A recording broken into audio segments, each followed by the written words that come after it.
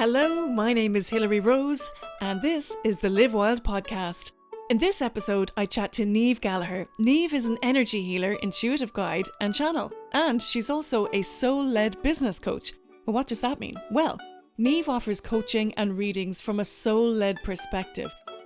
The everyday sacred, making everything sacred, seeing everything as sacred. So why not business? Why not business as sacred? Why not money being sacred?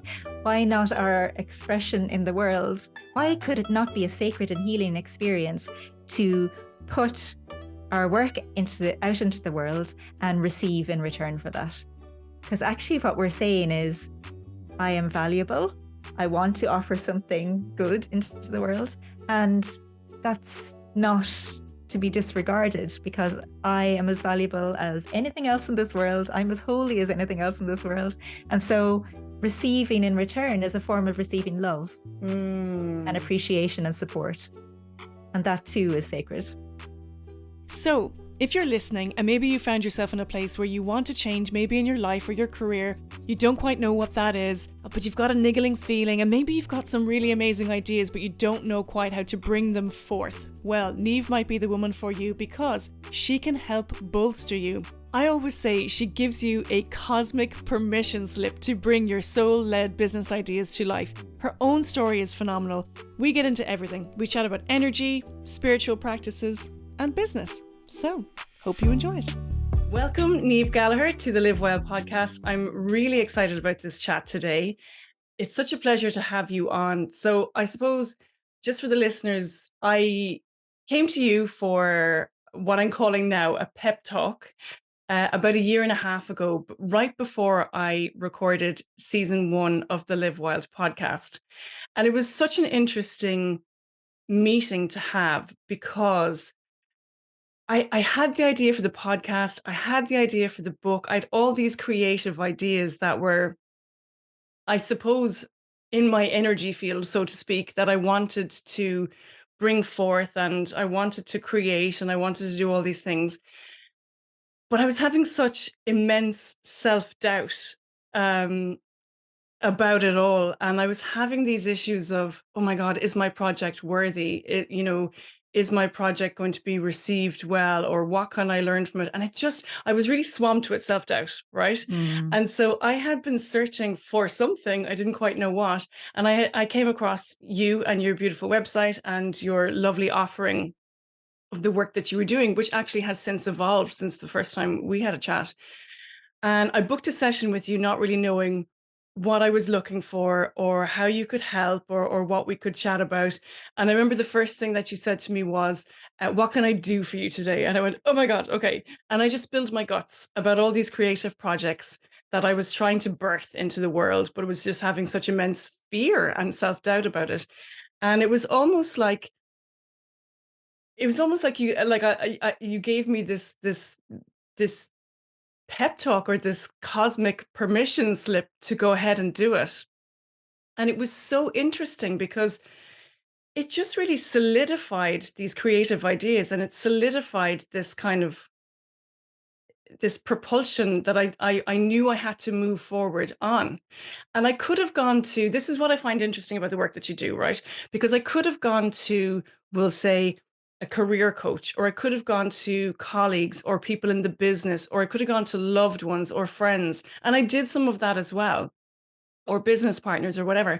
And I could have said, I'm thinking of doing this, and they would have given their 2 cents about it at all. But I find that in the past, when I've done that, it's kind of been, I suppose, some of the advice as it was meant well, but it actually kind of deconstructed my own creative ideas. And so when I went to you, it was almost like this impartial advice. And when you did this soul reading and you looked into my energy field, or however you do it, and I'd like to get to that later on, you saw exactly what I was trying to do. And that's what really resonated with me. And it really, really helped me. And you saw it from a different perspective and a different level, and this unseen perspective that other people maybe couldn't see. And I took that conversation away, and it really bolstered, what I needed to do. So, so firstly, thank you for doing that. But also, I'd like to just kind of backtrack a little bit for how you got to where you are now in your business. So you started out in communications and marketing, am I right?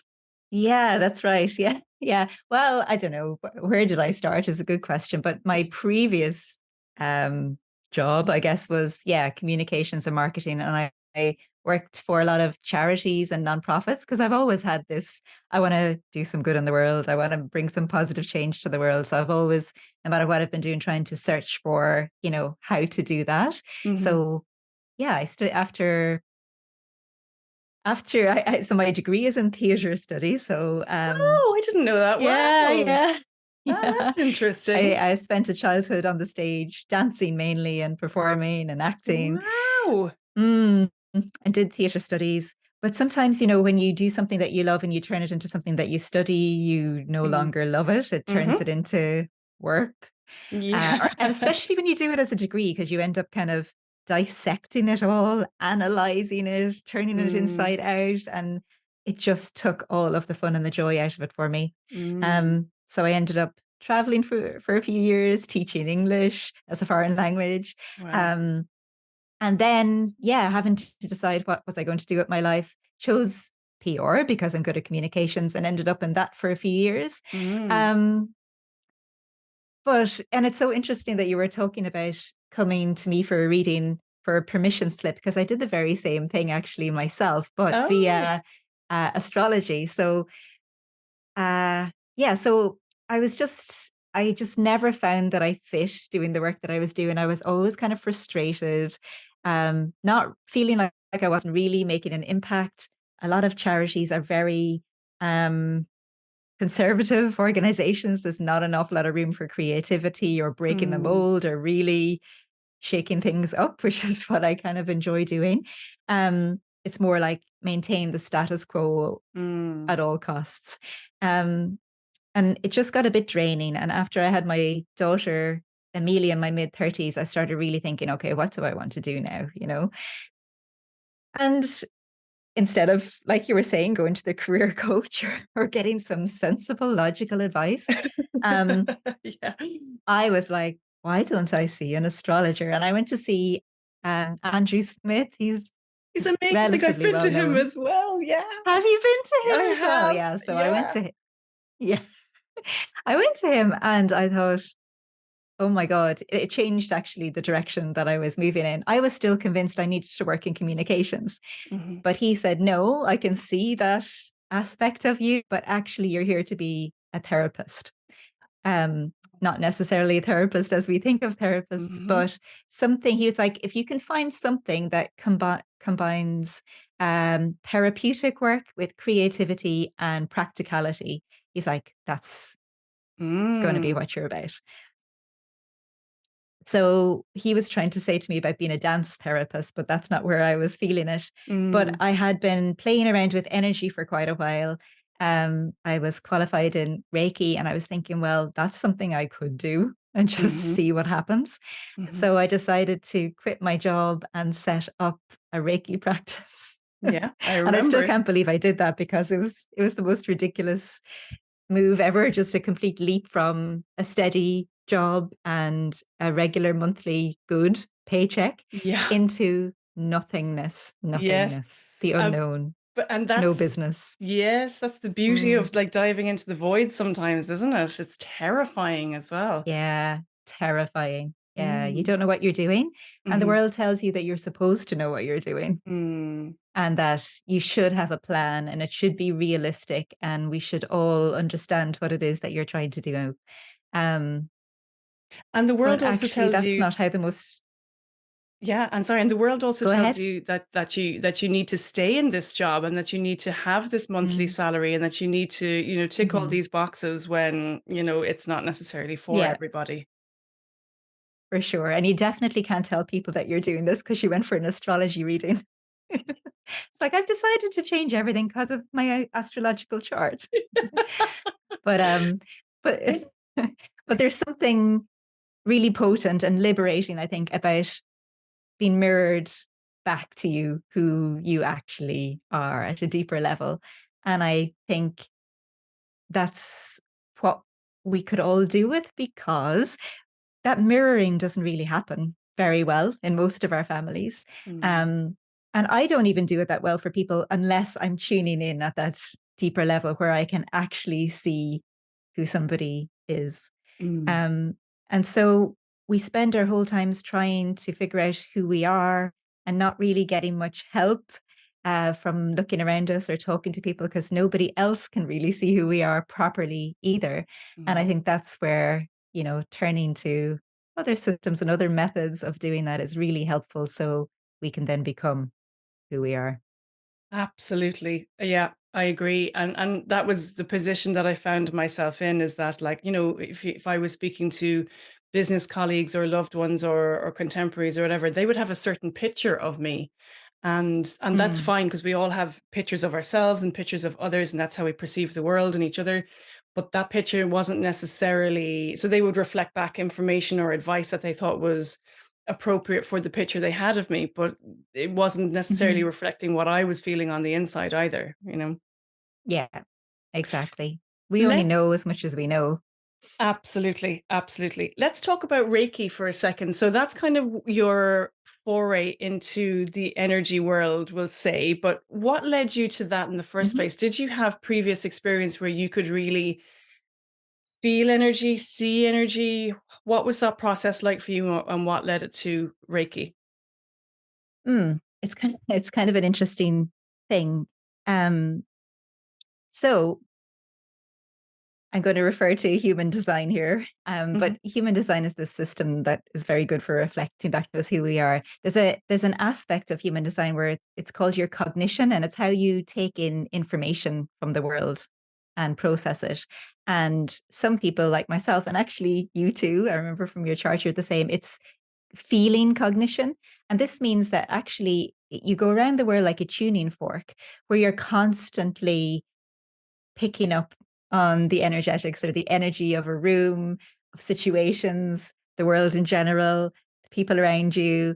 And you're running that through your body all of the time. And it's giving you information about how to proceed in the world. mhm, Um, and we all process the world in all sorts of different ways that are outside of the logical mind. And that's just one way, but that's my way. And so when I got into Reiki and I came to Reiki as a mode of healing myself at a really difficult time in my life. And so, first of all, I started going to Reiki just to receive some sort of soothing and healing when I was very sick. Um, and I found it so much better than a lot of other things I was trying. mm, And it also just really made me curious. And so when I was just thinking, what is this?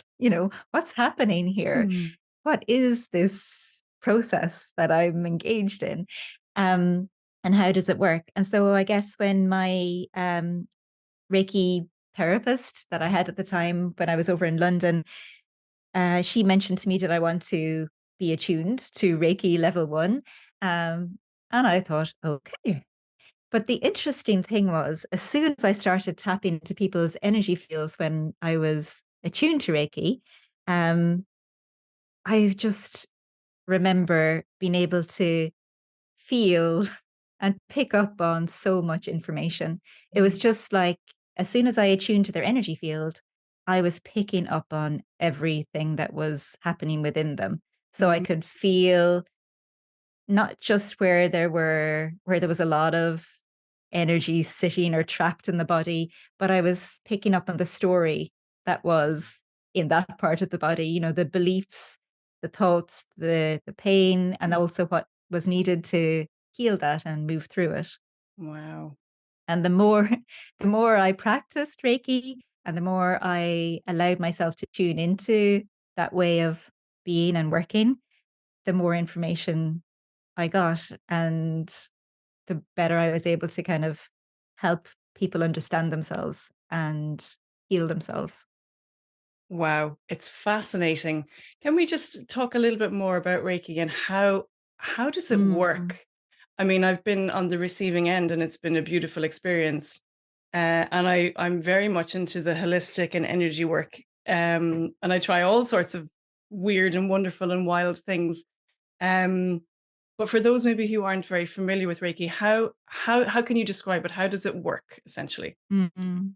Reiki is the hardest thing to describe. And I think when we do describe it, we get a lot of resistance because you cannot really understand it with your mind. You have to experience it. Mhm. So once people have experienced it, then you can kind of talk about it because they have some sort of reference point. But I'll give it a go.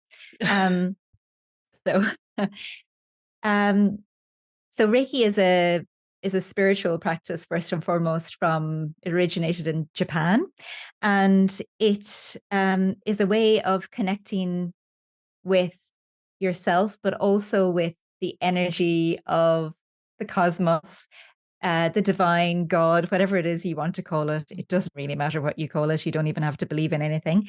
Um, but it is connecting to universal life force energy, or universal healing energy, which is all around us, and it can be directed through you. So, Reiki is a form of channeling that life force healing energy through your body into somebody else's body. So, you can just do it for yourself, or you can channel it through you into someone else. It's a really simple process. Anyone can do it.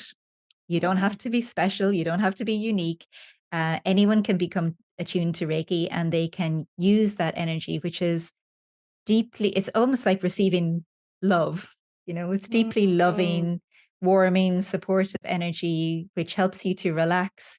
And in that process of relaxing, you can feel so much better and heal your body, soothe your mind, connect to what's really true underneath all of the stuff that kind of occupies our mind and throws us off course. And so when you're receiving Reiki, um, you're lying down mainly, and you don't even need to be touched, although you can be, but the energy is moving. So when I'm working as the Reiki practitioner, the energy is moving through my hands into someone else's body, and they will feel it as usually heat. It can feel really warm. mhm, Sometimes everybody feels energy differently. So often it's heat. Often it feels like, sometimes a little bit tingly or pins and needly kind of sensations. You can feel heaviness or lightness, hot or cold. But generally, you'll feel like you're going into this really deep state that people talk about meditation taking you into.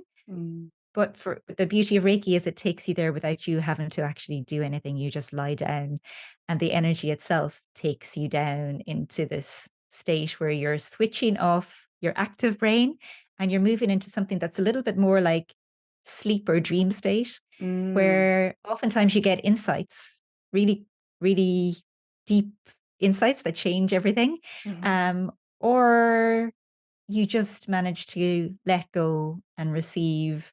And when you come back around after a Reiki treatment, and especially after a good night's sleep, um, you'll feel so much lighter. Usually, you feel so much clearer, and you feel restored and a little bit back to yourself. So it's mm. really helpful, especially for emotional stuff that you may be processing.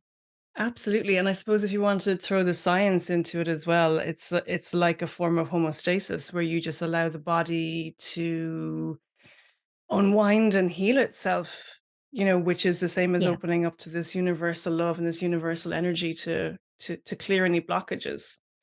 It's Yeah. fascinating stuff, and I suppose, Mm. I mean, I looked at your website recently. You don't offer Reiki anymore. Have you moved away from it, or is it I integrated do. into your new I business model? work. Yeah, I've integrated it into everything. So I Mhm. still offer quite a lot of energy healing, but I do offer um distance Reiki as, a session, and you can kind of get answers to questions that you might have as well. Mm, But mostly what I do is integrate it into the bigger offerings like courses and longer term kind of mentoring that I do. mm. And so, obviously, the pandemic in the last couple of years changed everything. Where a lot of stuff was, a lot of Mm. sessions were pushed online, and in a sense, I thought it was really a positive thing in that it really opened us all up to a lot more information and a lot more opportunities. I mean, I like to get back in the room with people now, but at the same time, it kind of expanded our consciousness and awareness in that way that we could work in different ways. How does it work online? Like, I know obviously energy is energy and it'll work anywhere, but for those who are Mhm. curious about that, how could you try to explain how an energy session would work online? Okay. I'm I'm probably throwing not going to I'm have some, throwing all these not questions going to have at you, some sort Niamh. of, it's hard. I don't have a logical explanation. I don't have a Yeah. scientific explanation for how any of this works. I'm sure it exists, and there's a lot of it.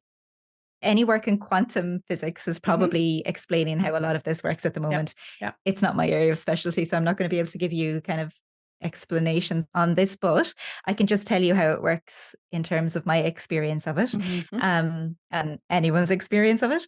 It's you can connect to energy at any time, and I know this is going to blow people's minds when they haven't actually dipped into this before, Yeah. but Yeah. you can connect to somebody's energy field across the world. So I can connect to someone if they're sitting over in Australia. I can connect to yours right now where you're Mhm. sitting. Um, you can connect forward and back in time. So you can connect to your future self or your past self. Wow. Um, Basically, the way I kind of see it is we're really aware of distance in terms of our physical bodies, but the same distance doesn't really apply when it comes to energy. Yeah. And in the same way that that telepathy can work, Yeah. that we've all probably had tiny little experiences of telepathy. You know, you're just thinking about someone, and then all of a sudden, you know, they text you or they call you, or you had a dream, and oh my god, that you realize that actually did happen. Something that you were thinking about or wondering about is actually an experience, or you get a sensation that somebody needs something from you, and you get in touch with them, and you're like, Mhm. find out that they really did. So that's us picking up on energy. You know, that's us Mm. picking up on stuff that's happening. It's extrasensory. We don't have a language for it in this part of the world. They really do in other countries, mainly in Asia. Mm. Um, but we don't have it, and so we don't believe that it's real, and we've never been Yeah. taught to tune into it. And I just see it as being like we don't have it now, but like older style radios where you had to turn the dial Yeah. and Yeah. kind of Yeah. tune into stations. It's a little bit like that. So we can walk around in the world just thinking everything is static, that there's nothing out there apart from just me and my mind and other people and their minds. But actually, the entire world is more alive than we understand. And it's a matter of what we tune into and how we are taught to attune to it. I hope Mm. this makes sense and it's not too out there, but 100% there, anyway. Yeah. it's like the world is always talking in different ways. And we've just been taught to switch it off, Yes. Yeah. our ability to tune in. Absolutely. I mean, where is that in our education system coming up? Yeah. It's not. You know, there's a No. few things that I feel are really lacking, and actually, this will tie in nicely as well. I think um we're never taught about money in school Yeah. either. We're Mhm. never ever ever taught about money. We're taught about different skill sets. We're taught about career paths, or the subjects might be biology or chemistry or business, and you might have a meeting with you know. Um, a career guidance counselor about what's your next step and but we're never ever taught about money.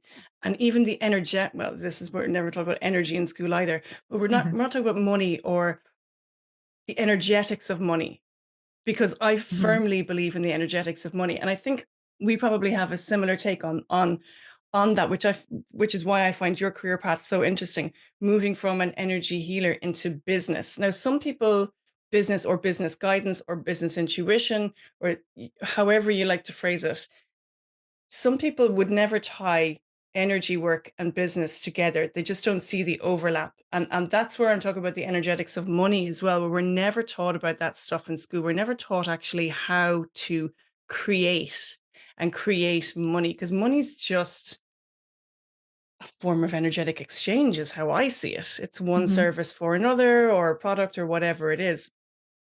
The literal money holds no value at all Mhm. anymore, especially because everything's changing in that scene as well.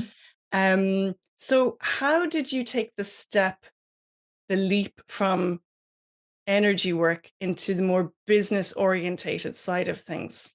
Mm. I don't see it as being this big leap, and I know probably from the outside it does look like that a little Mm, bit, but I've kind of been doing it step by step in that. Um, when people came to me for their Reiki healing, what was happening was that people were going on a journey, Mm. a healing journey where they're working through their pain, um, finding out really who they really are, because that's the essence of healing, is removing the painful blockages to you just being yourself in the world. Mm. Um, and so when you move through that kind of a journey from pain to alchemizing that pain into something, people are asking that question when they're kind of coming out the other side. Well, what am I supposed to do with this now? I've Wow. learned so much through this process. I know so much more about who I am, and I want to offer something back to the world. I don't really feel aligned with the work I'm doing. Mm. Um, I'm feeling a little bit frustrated in my life that there's something more important that I want to give to the world. And so I guess that's where I was getting really excited about the potential. It's like, Lovely. okay, now that you're starting to know who you are, what are you going to do with it? Um, and that is healing too. That's actually like just the next step. It's Mm. like, okay, now what?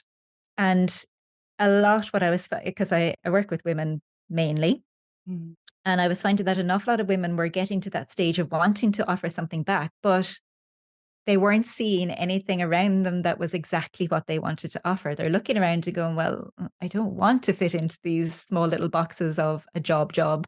I Mm. want to do something which is a little bit wilder than that. Yeah. It's like something which is ultimately what they're looking at is, how do I birth myself into the world as an expression of who I am? And that means creating work that is unique to who you are. And it might Mm. be just pulling together an essence of who you are and the gifts that you bring to the world with your soul purpose. Like, just we would dip into this in some of our sessions, but like, Mhm. who are you and who are you here to be? Mm. um and then your lived experiences. What are all of the things that you have learned through just living life so far? And when you and then how does that fit into what the world needs now and what Mm. people need? And so that's where your soul work sits, is where you and your essence and your beautiful gifts and talents and abilities meet what other people are looking for, or the world around us is needing. Um, and how do you create and grow a business um, which is the unknown? You are Yeah. sowing seeds of something which is actually just you, an expression of you in the shape of a business. Um, and that is one of the biggest personal development journeys you will probably ever go on, because you have to heal your ideas about who you are in the world and Oh, allow your true identity to flow and show yeah. up and shine, and ask for money for that, which is the Yes. hardest thing. Mm. Yes. And like part of the healing as well that I find, and it's when I really start thinking about things. Yes, you have a healing that is sometimes physical, sometimes emotional, sometimes psychological, energetic, but it's also an economic healing, which Hmm. we can carry. And that's, like you said, this idea of who we are in the world, or who am I to make a business out of this and charge money for it. Yeah. And it's something that you get into as well about, and this is all part of what you do, and the offering that you have and your mentorship is about what to charge and how to charge and feeling the worth around it. And I remember it starting out as a young actor, and a lot of young actors would I suppose, work for free for a period of time to gain experience and to do student short films or theater or whatever it is. And that's all fine. And I remember at one point stopping and going, if I continue to work for free, that's not me putting any value on my work. And therefore, if I Mm. don't value my work, nobody else will value my work. And Yeah. it was a real kind of a penny drop situation. I went, whoa, kind of hit me like a ton of bricks. And I went, okay. And I had to make this plan at that time. And that was to transition from this student graduate actor that worked for free into an actor that charged for their work and valued their work and learned in that respect. And there was a period of time when I knew this, and I said it to myself, you're not going to work now for a while. for the simple reason that you're transitioning from A to B. And so the usual people that would call and say, "Hey, can you do this for free?" I'm going to have to turn that down and say, "No, sorry. I'm sorry. I don't work for free anymore." And Mm, that was a scary period because I was like, "Oh God, am I shutting the door on some people?" Which I effectively was, but it was opening the door to a whole other yeah. raft of people that were willing to see. And I had a big learning curve to go through as well as an actor. But it was a definite decision that I made at some point. And it's the same with all the new work that I tried to create and birth into the world. It's like, no, my time is worth an awful lot now. And I'm 43 years of age and I understand that. I'm at the halfway Yeah. point here, Niamh. Yeah. Yeah. Yeah. you know, and I understand that. And particularly as women as well, for some reason, we're just programmed to accept that our work is worth less Hmm. than our male counterparts. There are men out there who would never dream of doing anything that they wouldn't charge for. But sometimes women have this thing, well, maybe I should because maybe I won't get it, or maybe that Hmm. job will slip past me by, or whatever it is. So I think Mm, there's an economic healing that happens with that, um, when you start to dive into who exactly you are and your worth in the world. And that is then reflected in what you ask for in your career. yeah, for sure. And I think that's really important in Ireland too, and that we have a lot of economic healing to do. We have multiple generations of families being in survival mode, just trying to get by. And I don't know about you, but I certainly get a sense that in my family and a lot of families I would have grown up around, the mantra, whether it's spoken or it's unspoken there, is just get by, Yeah. just fit in, just don't create a fuss, just do what you have to do, fit into the boxes, walk the safe path, and get your paycheck because that is the most important thing. We all just need to try and survive. And it's really, it's a very healing process that we can potentially be in at the moment Mm, collectively, where we are asking questions. Well, what if we were to move past survival mm, into what might it be to thrive? What might mm. it be to just be allowed to earn the money we need to earn? And we're not talking about hoarding masses of Yeah. resources, just earn good money to live a nice life while doing work that we love, that perhaps is not the safe work that we have been taught is best to opt for, but actually is a wild and pure expression of who we are. And then Mm. how does that inspire everyone around us and generations to come to actually start creating a different kind of world? Absolutely. And yes, I do come from a similar background where and coming families coming out of survival mode, which is completely Mhm. understandable given our collective history in this Yeah. country, like you mentioned. Um, and it was, get the job, get the Mhm. pension, get the mortgage, and it was quite a fixed mindset. And obviously it was parents trying to plan for and provide and protect their children in some way, which is totally understandable. And Mhm. but in another sense, it's actually kind of debilitating. Um, like you mentioned, in that you can stay in that mindset and you can stay in that life and that career path. And sometimes it's completely suits people to do that. And that's great. For Yeah. me, it was never an option. I felt so constrained and I felt I just couldn't, I physically couldn't do it. It's like my body wouldn't allow me to do it. Mhm.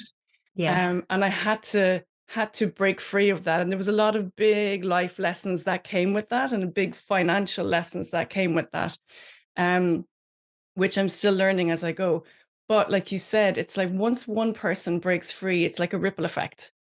Yes. And it comes down to a bit of sovereignty and self-belief again, and knowing who you are in the world and what you can offer. And that's terrifying. It's terrifying to step into that new dark space of nothingness and then go, what am I doing here? Is this sink or Yeah. swim? I have to provide for, family Mhm. and show up in the world and do all those different things that we're expected to do. Um, yeah, it's a terrifying prospect, part of it, isn't it? It is, and it's more than what makes logical sense a lot of the time as well, because um, I think a lot of these stories and fears around survival live in our bodies, and Mm-hmm. they are unconscious a lot of the time, and they just come up, and we're kind of going, what on earth is wrong with me? Why am I completely freaking out about this? I'm not going to starve. I'm not going to die. I'll probably be okay. Mm. Um, but there's a panic and a fear that's bigger than anything that we have probably personally experienced. And I think that's an ancestral thing. It's like Yeah. our going back generations, what's kind of been passed down um, to us now. And so I know when I decided to give up my steady job and start working as a Reiki practitioner, it was completely unexpected, but I was gripped by terror. Mm. And I kept having images of myself lying in a gutter, just like starving. I'm like, what on earth?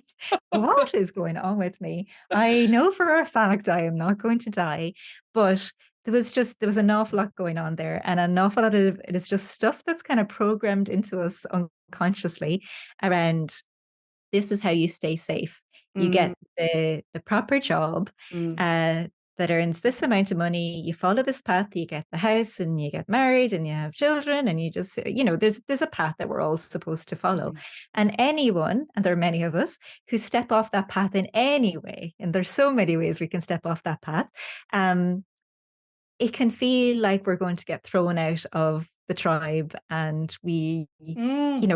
we become the outsider and the weirdo and the one who's not following the rules, and oh my god, am I going to lose everything?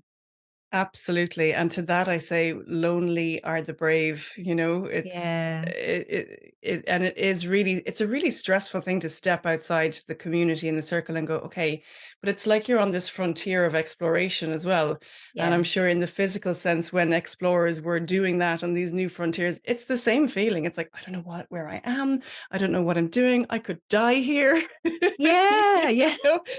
So Yeah. it's the same thing, is that Yeah. we're doing it on I suppose, a more internal level. Yes. Yeah. Yeah. That's Um, interesting. so again, okay, so you talked about spirituality and with Reiki in particular, that it's a spiritual based practice. Um, and I suppose I'm very I'm conscious of saying the word or saying the term I'm very spiritual, because I think it's bandied about quite a bit at the moment. Mm. Um, but I come from I suppose a spiritual background. I don't even know how. I feel like I'm digging a bigger hole for myself by saying all this, but I'm going to get to the question. And the question is, I suppose, some people would put like spirituality and business next to each other and see them as not happy bedfellows, or not. They don't fit side by side. How would you approach that discussion? I know we've kind Mm. of been playing with that in the last part of the conversation, but just to go further into it.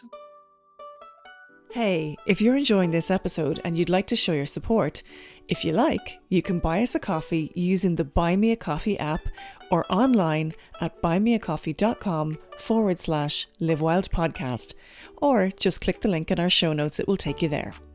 Alternatively, you can also donate crypto to the show using the BitDonate app, or at bitdonate.com and search for Live Wild, or just follow the link in the show notes. Either or both those donations really help us make the best show possible. And as always, you can like, subscribe, and share the show with your mates or on social media. Thank you so much for your help. There's a lot going on there, I guess, isn't there, in that idea that they don't fit together. And part of it is, it comes from religion and ideas that we have that the spiritual is somehow not connected to the human, that in order to be as spiritual as we can, we kind of have to opt out of being here on earth in human bodies, and kind of reach for the stars, reach for the skies, reach for heaven. Everything points upwards. We're supposed to be, trying to connect to this man, God in the sky, angels. Everything is kind of out there, away from what it is to actually be human. And Mm. that our job is actually to overcome our humanity. There's something wrong with who we are. Mm. If you're brought up Catholic or Christian, you're brought up with this idea of sin, original Yeah. sin, and your Yeah. whole life is trying to compensate for the fact that you are deeply flawed. Just by being born. just by existing. It's You can't just, escape it. You have yeah. to spend your whole life confessing for all of your sins.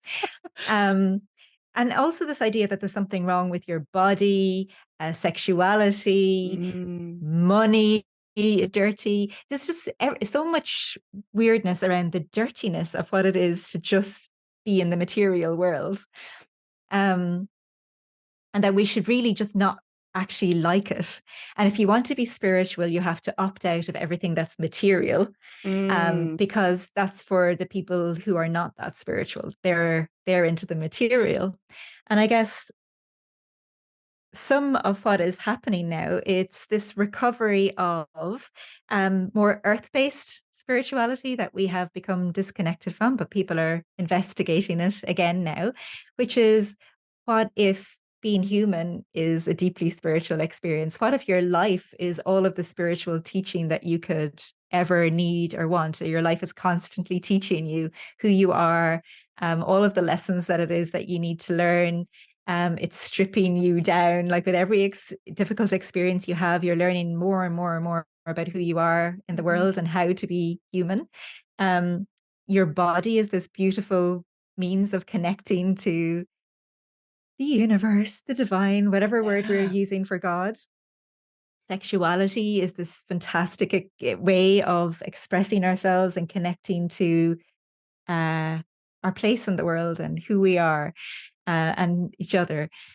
And there's a lot of people teaching, in particular about reclaiming experiences of being in a female or a female identified body, of how reclaiming our experiences from all the shame that has Yes. been placed in. So looking at our menstrual cycles as being spiritual teachings, Yes. 100%. Hmm. looking at all of the huge experiences we go through. Um, Childbirth and mothering has been spiritual experiences, just the everyday sacred, making everything sacred, seeing everything as sacred. So why not business? Why not business as sacred? Why not money being sacred? Why not our expression in the world? Why could it not be a sacred and healing experience to put our work out into the world and receive in return for that? Because actually what we're saying is, I am valuable. I want to offer something good into the world. And that's not to be disregarded, because I am as valuable as anything else in this world. I'm as holy as anything else in this world. And so receiving in return is a form of receiving love and Mm. appreciation and support. And that too is sacred. That's just the most gorgeous answer. That's just, it is though. It's just amazing because it just dispels any kind of, like you said, shame or dirtiness around business, money, or any of those things that we've been programmed to think that we're not worthy about. Um, it's just lovely. And it's interesting when you go back, and that kind of ties in again with our economic healing, Mm-hmm. that we, as I think women of this generation and previous generations, need to experience.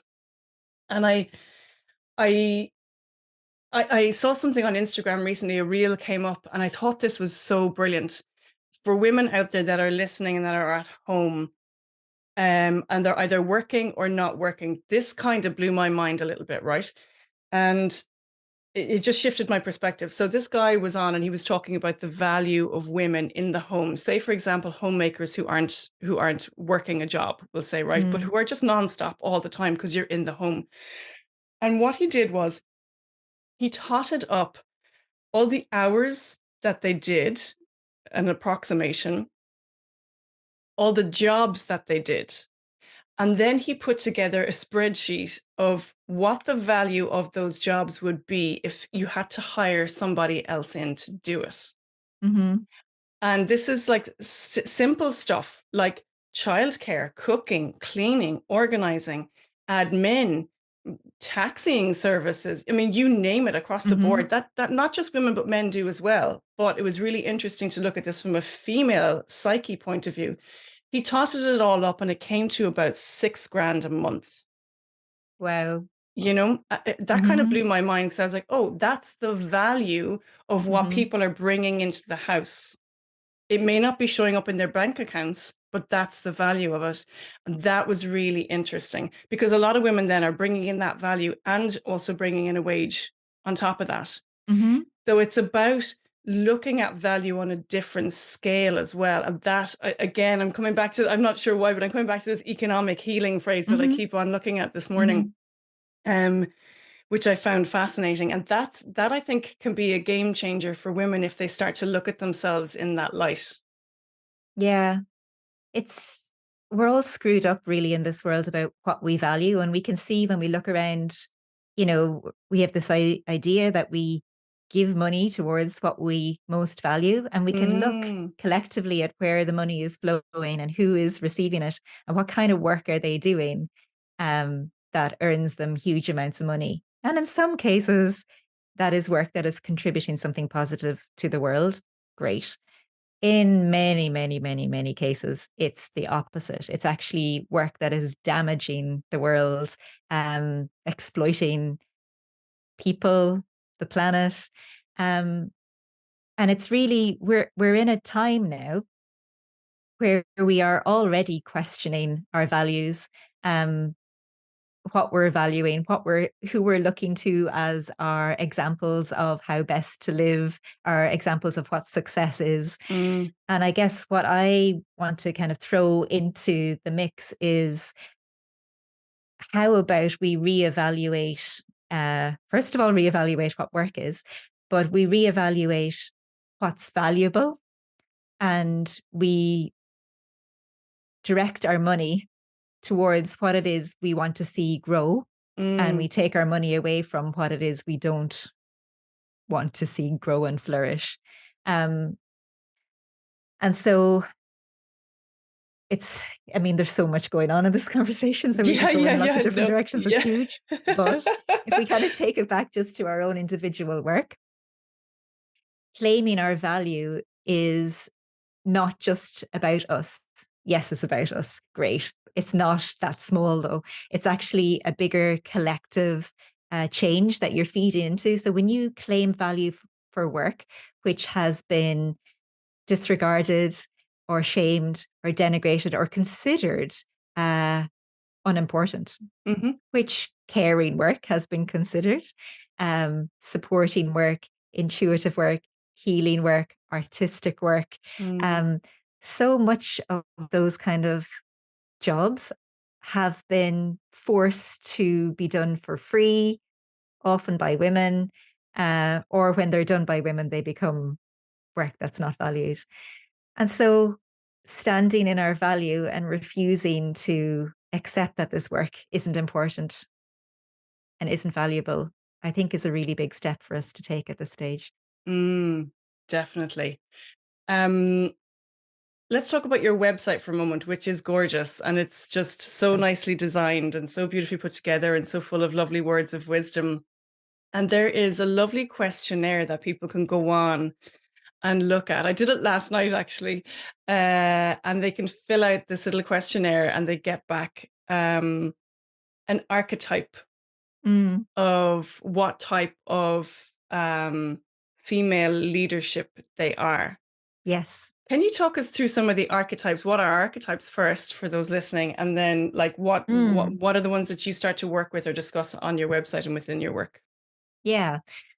So, what are archetypes? So, archetypes are, it's a word that was used a lot by Carl Jung, the Hmm. psychologist, but um, they're kind of like grooves in our consciousness. Like we all understand what particular archetypes are, even if we haven't been consciously aware of it. And so archetypes are roles that are played out across various different societies. Um, Usually internationally, that we can all identify with the characteristics of. They're kind of an energetic role that we will play in one way or another. So Carl Jung would have done a lot of work on male archetypes, masculine archetypes, and just in terms of the roles that many men would play, but there was very little done for the equivalent for women. Mm. There's a woman called Jean Shinoda Bolen who identified female archetypes. And there's also our own Celtic archetypes for women, for the life cycle of women. We would have worked with 3-part Mhm. archetypes for women's lives.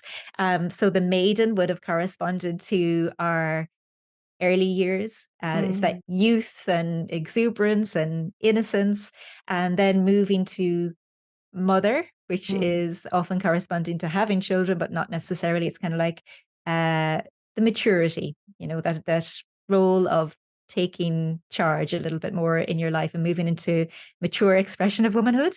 And Mm. then we end up with crone or hag or wise woman, Mm. um, which is kind of the grandmother role, I guess, that wise guide who has been there and has great knowledge to pass on to younger generations and kind of holds the wisdom for the tribe or the community. Um, so I kind of combined those old Celtic archetypes with some of Jean Shinoda Boland ones to help us identify who we are. And it's ways of seeing how those archetypes are playing out in ourselves and in our lives, and seeing what our strengths and maybe our challenges are.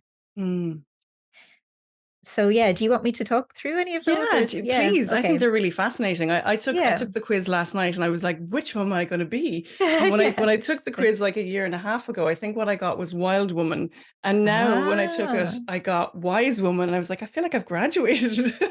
that's interesting, isn't it? Yeah, yeah. Yeah. And we do change, yeah, a little bit. Mm. So when I work with people, I'd often kind of identify what their 2 primary archetypes are. And this kind of just means the main energies that are running through you and how you are supposed to be showing up in the world, what Mm. your gifts are.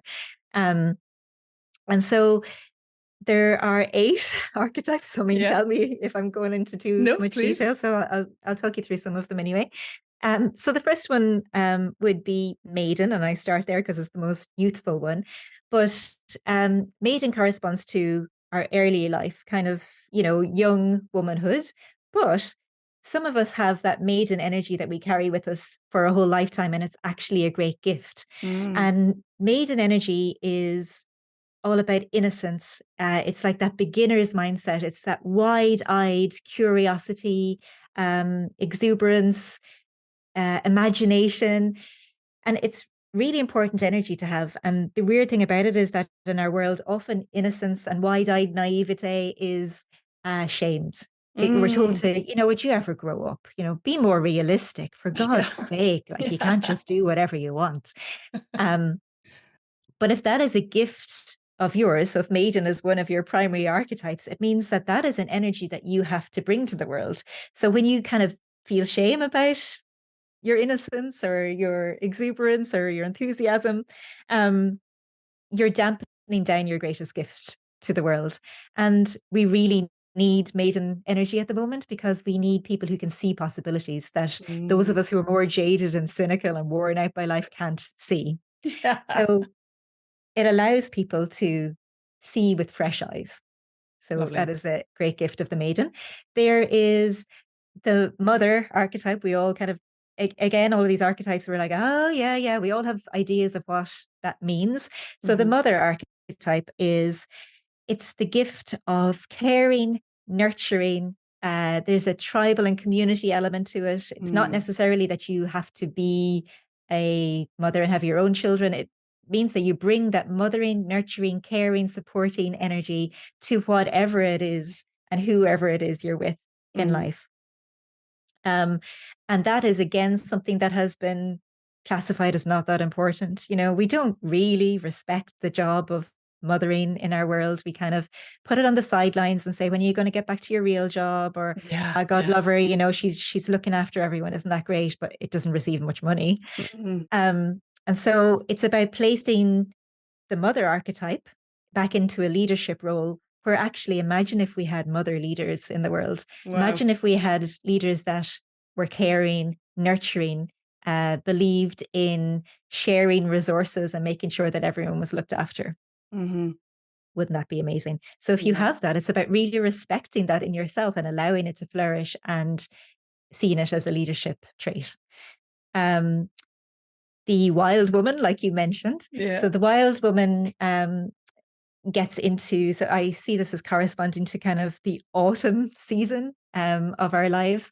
It is, during autumn, it's that season of letting go, and whatever is no longer in bloom or viable falls away. Mm, Um, Things get a little bit darker and cloudier and windier, and it's a clear out energy. yeah. And so Yeah. the wild woman, and obviously you love the word wild, but Yeah. wildness has been something that has been so shamed Yeah. in our culture.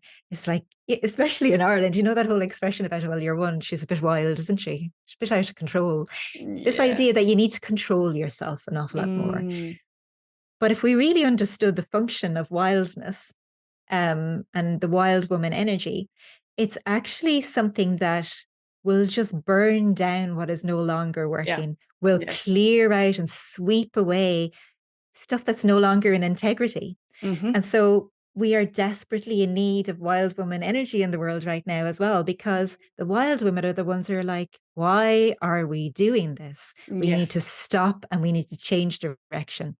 We put boundaries in place. So in our personal lives, if that wild woman energy is rising up within us, it can feel like anger, it Yeah. can feel like resentment, and it is telling you enough of this. Mm, Put boundaries in place, start saying no, start deciding who you are, what you will stand for. It's like what you were talking about, with money and yeah.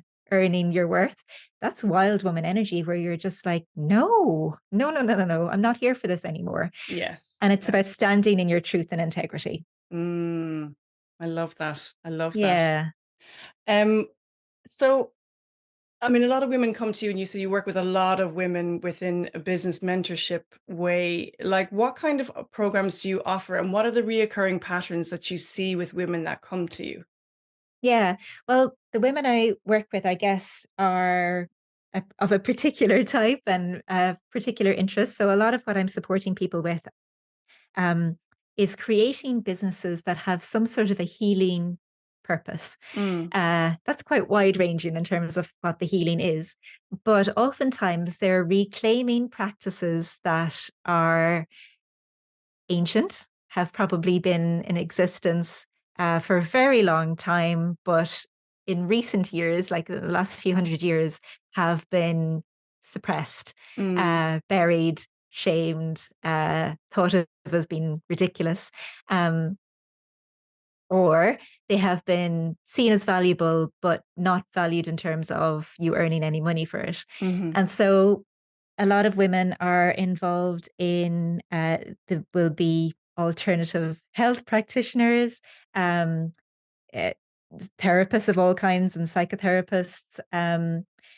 Anyone who is bringing spirituality into their work or business, um, or anyone who is creating from the inside out, like has some sort of a sense that there's something they want to create or birth into the world that's coming from deep within them. It's Mm, some sort of a calling, mm. and they might be fighting it and going, oh no, please, I just want to have an easy life. I just want to get Yeah. on with this. Why do I have to be weird? Yeah. Um, but it won't leave them alone. And so they're coming to me going, am I allowed to do this? How do I do this? Am I the person who can do this? Am I crazy? Is a huge question. Am I crazy? And so we're diving into understanding who they really are and how Yeah. their work is supposed to fit into the world so that they can start believing in it and figuring out how how it can work, how it Mm. can pay, how it can what it can look like, how to even build it. Yeah. That's what I came to you with. It was Mhm. literally with saying those things like, something has been birthed through me. I don't know what it is. Oh God, this is Yeah. really hard. Where am I going next? Am I nuts? Tell me I Yeah. can do this. Mhm. That's was literally, and you just had this calm way about you of explaining, but you explained it logically. And Mm. that's I think where you have fantastic communication skills. You're able to understand the feelings that people are going through and the doubts and everything else, and then you're able to verbalize it in a way that I haven't really seen done, because you understand the energetics and the unseen. but you're able to bring it into this realm and verbalize it so that we can understand Mm, it logically and process it. And mhm. that's an amazing gift that you have. So what are the repeated patterns that you're seeing coming to women coming to you? Is it that? Is it the self-doubt is the key one? Yeah, self-doubt is massive. Yeah. Mm, It's just it's like what I was saying before is this need for being mirrored, like somebody to reflect truthfully back to you who you are. Because mm, oftentimes what we do is, especially as women, we're kind of going around in the world looking for permission and validation from other people. Like, mm, do you see me? Am I imagining this about myself? mm, And the problem is that most of the time, most people can't actually see us unless we show them who we are. So it's mm, only in the doing what we're supposed to be doing that they can see us doing that and then reflect back to us who we are. mm, But I guess for us, that's not too comfortable when we are in that space of trying to bring something new into the world and having nobody to tell us that we're not crazy, mm. and nobody to tell us, yep, I totally see what you're trying to do here. I want to support you. I'm totally on board with that. That's a rare thing. And Yeah. so I see my role as being, it's kind of like the role of like a midwife where I kind of sit with you and reflect back to you who Please. you are Yeah. so that you can actually go through this birthing process of bringing your new creative project into the world or your business into the world. Wow, that was kind of just before you, yeah, just before you started saying midwife, I was like, it's like she's a midwife sitting Yeah. holding their hand. I was like, that's exactly Yeah. it. It's Yeah. It's hand amazing. holding. Yeah, hand holding, and that's it. And there's no shame attached to that Nope. either for women out there listening. Like for women listening that are going, oh God, maybe I can do this, or there's a new avenue. What key bit of advice would you give them? It depends on what stage that they're at, I guess. So if you're Mm, kind of just at the very early stages where you feel like there's something niggling at you, like, this idea, oh, there's more for me. There's mm, something I'm here to do. I'm kind of interested in this, but I don't know if I'm allowed to do this or if this is just me imagining something and I just need to be realistic and just settle down. At that point, it's a really good idea to like do what we have both done. You go for the astrology reading, the human design reading, or the channeled reading, um, where you find out who you are, so that there's some sort of mm. language that confirms and helps you lean into what you are sensing, gives you the confidence to kind Yeah. of take the next step. I suppose it's kind of like I always say following a golden thread. You know, see this little thread, it's glimmering at you, and just follow it and just trust the niggle and see where it goes. Is that kind of what Yeah. you would encourage as well? Absolutely. It is trusting the niggle and it's trusting who you are and it's trusting that your ideas are worth something. You're not just making something up. Well, Mm, actually, sometimes we are just making something up, and that's the thing. And it's permission that you're allowed to make things up. You're allowed to create what you don't see around you. And so many of us at this time are longing and feeling a calling to live in new ways, mm, create new types of work, new creative projects, um, relate to each other in different ways. And you're allowed to do that. So many of us get stalled thinking, but who am I? Who am I to think I can do this? Like, mm. I should probably stop having these notions about myself.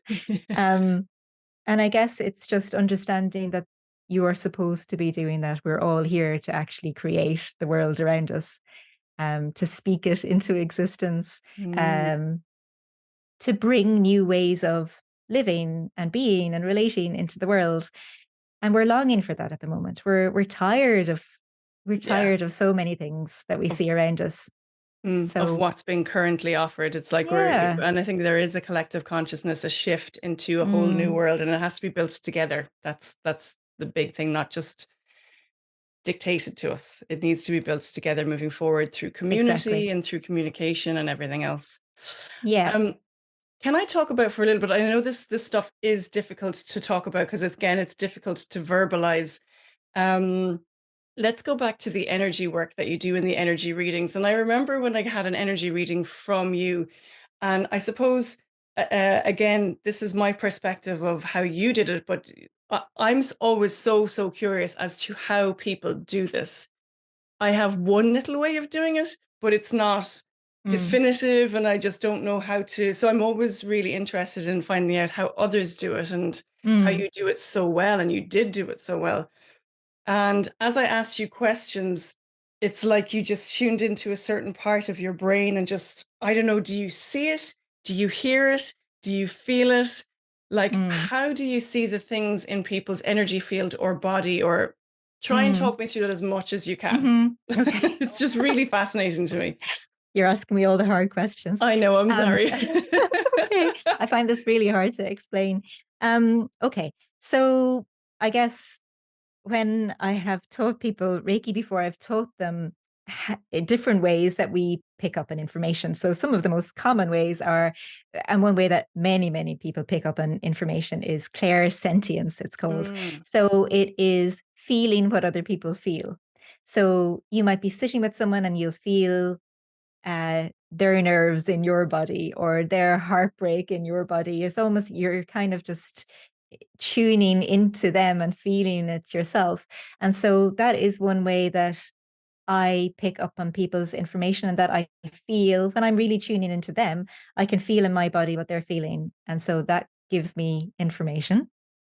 Another way that many people receive information is something called claircognizance, where things just drop into your head. Like, don't hmm. ask me how I know this, but I know it. I Yeah. just know it.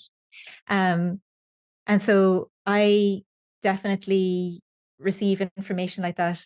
So it is a little bit like, don't ask me how I know, but I know it. So when I am when I'm really reading somebody's energy field, um, I use my I'm using my hands here as I'm doing. So I use my hands as if you're here in front of me. And so I'm like tuning into the head and down the back and at different points in the body. And when I tune in, I can feel in my body what's there. Wow. And whole sentences start forming in my head that describes what's there. So, yeah, so we all have soul energy bodies, which contains the blueprint of who we are at that level, which is deeper than who we know ourselves to be with human personality. Um, and so that gives a huge amount of information about who you truly are and also what's blocking your expression of who Mm, you truly are. So it's all in response to what it is you want to know. So if you come to me and just say, tell me something about myself, I probably won't be able to tune into the same amount of information as if you ask me specific questions. And so specific questions, I'll respond to that and be able to give you a whole lot of information. I have theories about how this works, but I don't want to get too into them because a lot of this is kindness and we don't really understand mhm. exactly how a lot of this works. Yeah, amazing. Like, I mean, even that. Does that kind of answer your question?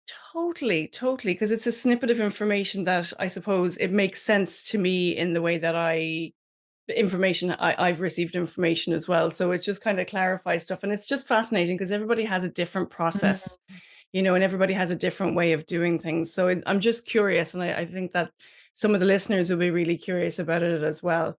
yeah. Um, okay. So we're going to finish up in a second, right?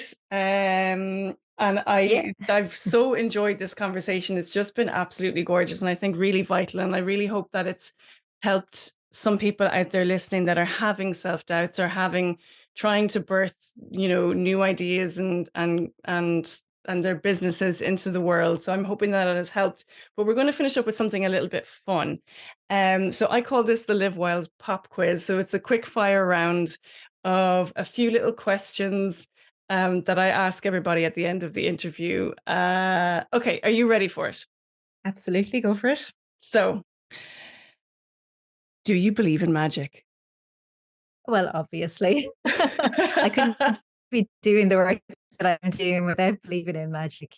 Yeah, absolutely. Great. What is your favorite form of energy healing and why? Oh my goodness. What I am really interested in at the moment, and I don't know whether you call this energy healing exactly or not, but it's channeling. And this is probably a whole conversation in itself, but it is channeling information. This is going to put me into the proper weird category now if I talk about this. But so when I was talking earlier about tuning into different things, we can tune into and receive information from spirit guides Hmm. or from the world around us, from trees, from plants, animals. And I'm really having a lot of fun experimenting with that. And some of what comes through when I tune into the energy of the world around me uh, is stuff that's kind of blowing my mind and teaching me whole new ways of viewing myself and the world. And it's all very fascinating. I love it. I love it. I love it. And yes, channeling. You're not, look, I mean, if you're in a weirdo category, so am I. So we're in good hands here and Okay, safe together, okay? Because good. I'm into it. Don't resist Good. or be shy about your weirdness because I dig it. Okay.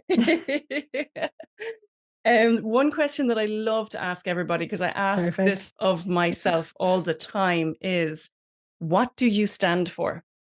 Oh, this is another big question, isn't it? I stand for truth, integrity, and beauty. I'm a Libra sun in my astrology, so in the much wider and deeper sense of what that is, um, but also justice, what's fair and what's true, and people being allowed to live the lives that they're supposed to live and not feeling like they are restricted due to various different systems, structures, and beliefs that we have in the world. Beautiful. Beautiful. I love it. Yeah. Um, okay, another question. If you were to distill your sound, sorry, let me take that again. If you were to distill yourself down to an essence, what would your essence be? What do you mean by essence? Like a lot of the time when I ask this question, people have actually come back with an essence like actually like an essential oil. A lot of people have come back with Oh, okay. I mean, it doesn't necessarily have to be that, but a lot of the answers that I've come Mm. back or who somebody Joanne McNally said to me that her essence was CBD oil and gin, I think. And then somebody came back and said that their essence was rose water or whatever. It doesn't necessarily need That's to be that, interesting. but that's Okay, okay. Let me see. Um, uh, oh my God, this is the hardest question ever. So my essence is, you know, it's the weirdest thing ever. So the word fairy keeps coming to me. Make of oh that what you will. Fairy, rose, and air. And I don't know what oh that means, but there you go. you need to bottle that into a fragrance. Berry Rose Air. Oh my, that's it. This is a new business idea born right here on the Live Bestseller, Well bestseller. podcast. I buy it. Berry Rose Air. Oh, I Oh love God. it. Okay, here's a question. What's the wildest thing you've ever done? The wildest thing I've ever done.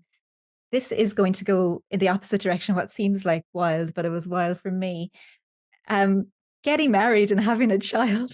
It's like what seems like it's stable and normal was actually the most challenging because I spent a lifetime running away from commitment Hmm. and not wanting to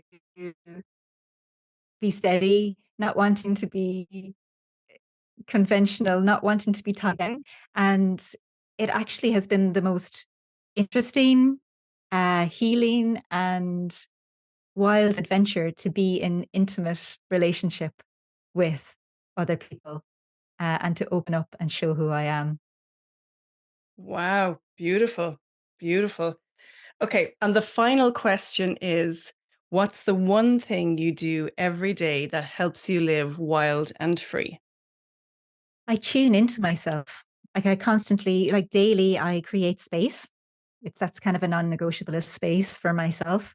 And I just tune in and I check in with how I am internally in my body, how I am in my emotions, and wanting to be known. What's wanting to come through, what's important right now, and what wants to be expressed. And Beautiful. I support that as much as I can. Mm. Beautiful, beautiful. Niamh Gallagher, thank you so much for joining me on the Live Well podcast today. It has been a really illuminating conversation, and I hope it helps um, all the listeners out there. And it certainly helped me. So thank you. Thank you so much for having me on. It was really lovely to chat. Thank you for being here. We hope you enjoyed listening as much as we enjoyed making these episodes. Thank you, as always, to our amazing guests. A special thank you to Aoife McNamara, my co-producer extraordinaire from Imagine Media. Please like, share, subscribe, and rate us. It all really helps. And remember, this content is for education and entertainment purposes. In short, it's not gospel. I always say, take what resonates with you and leave the rest. Always question everything and do your own research.